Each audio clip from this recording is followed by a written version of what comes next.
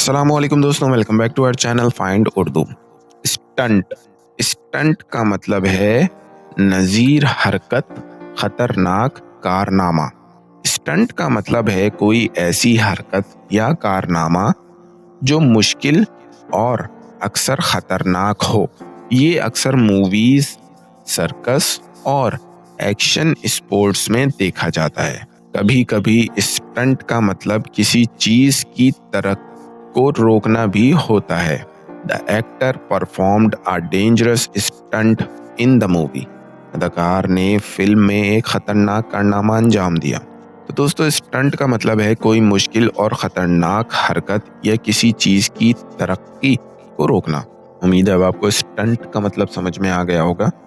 मिलते हैं next video में। शुक्रिया।